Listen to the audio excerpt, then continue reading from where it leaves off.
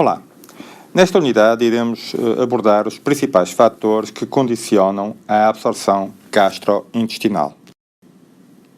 Assim, no final desta unidade, pretendemos que consigam descrever a importância da lipofilia, do pH, do conteúdo alimentar e da motilidade intestinal na absorção gastrointestinal.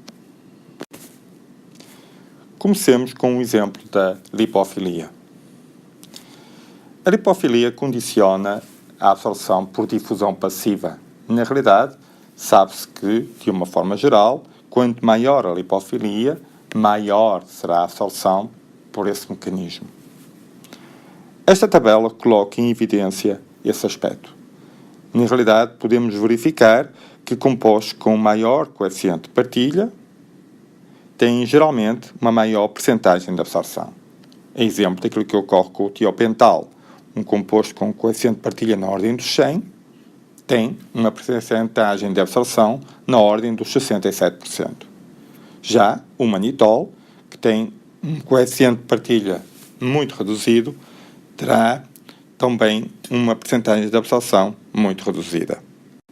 Assim, de uma forma geral, pode-se dizer que quanto maior o coeficiente de partilha, maior será a percentagem de absorção. Vamos agora verificar a importância do pH. A absorção gastrointestinal pode ocorrer essencialmente em dois órgãos, no estômago e no intestino.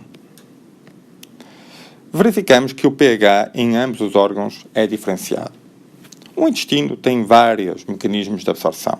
Pode ter o transporte facilitado, como ocorre para a glucose, o sódio, aminoácidos, o transporte ativo, muito importante para o cálcio, o ferro e também para alguns tóxicos, como por exemplo o chumbo, e nomeadamente até o paraquato, e também pode ter a fagocitose, que por isso permite a absorção de toxinas, como a toxina botulínica. No entanto, o pH é bastante importante para a difusão passiva, que ocorre no caso dos ácidos e das bases fracas a nível intestinal. Já no estômago, a absorção é essencialmente por difusão passiva e ocorre para os ácidos fracos.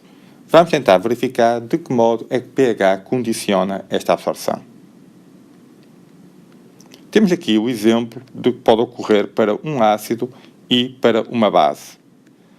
A nível intestinal, com um pH na ordem dos 6, há um equilíbrio constante nestes compostos que é condicionado pelas suas características ácidas ou básicas. Assim, um pH de 6, verificamos que este ácido tem uma maior percentagem na sua forma ionizada. Porquê? Porque neste pH há maior tendência no equilíbrio se deslocar exatamente neste sentido de ionização deste ácido carboxílico. Já no caso das bases, irá ocorrer que a sua forma não ionizada vai prevalecer no nível intestinal. Portanto, será a forma lipossolúvel que fica em maior concentração relativamente à forma ionizada. Sabendo que este equilíbrio é determinante para a lipofilia da sua forma presente a nível intestinal, podemos prever qual é a capacidade que o composto tem de atravessar a membrana. Ou seja, a sua forma lipófila é aquela que atravessa mais facilmente a membrana. Assim, em termos intestinais, verificamos que temos maior quantidade na forma lipófila no caso das bases fracas.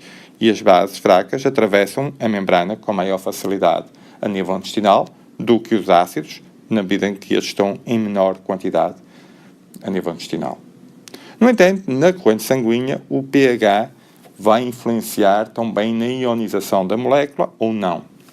Assim, verificamos que, no caso dos ácidos, a pH 7, estes ácidos têm maior tendência a ionizar, sendo que os compostos ficam na forma hidrossolúvel, facilmente solúveis no sangue e retirados do local. Isso é bastante importante para que possa ocorrer um gradiente de concentração em empurrar os compostos para o sangue. No caso das bases, apesar de elas estarem em maior quantidade na forma lipossolúvel que lhes permite atravessar as membranas, muitas vezes ocorre que no sangue são muito pouco hidrossolúveis, estão essencialmente na sua forma lipossolúvel. Sendo assim, não são facilmente solúveis no sangue e terão maior dificuldade de ser removidas do local, o que diminui o gradiente de concentração.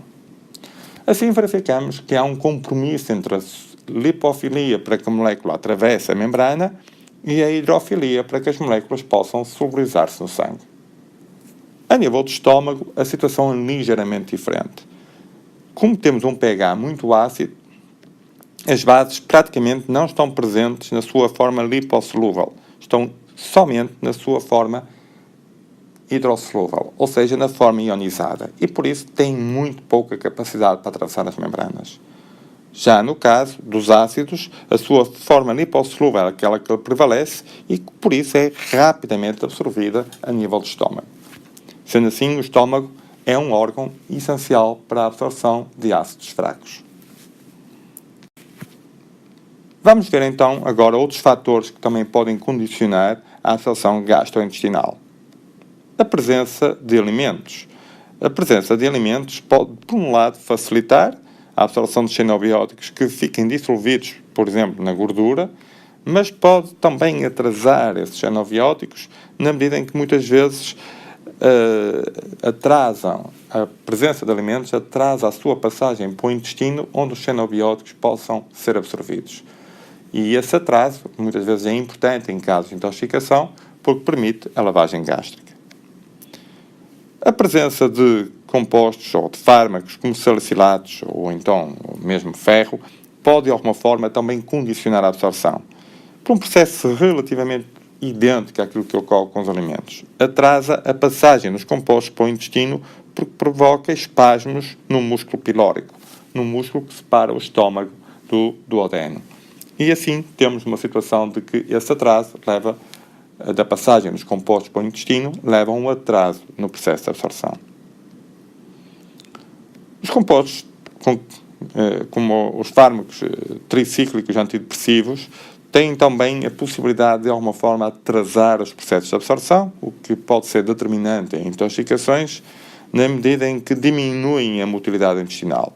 Diminuindo a motilidade intestinal, o composto geralmente fica muito concentrado numa determinada zona do intestino, não se vai espalhando ao longo do intestino e com isso não consegue aproveitar a grande área de absorção, o que também atrasa a absorção. A presença de agentes purgantes, por outro lado, pode levar a que o composto percorra tão rapidamente o trato gastrointestinal que acabe por não ser absorvido. O caso do etanol é um caso interessante.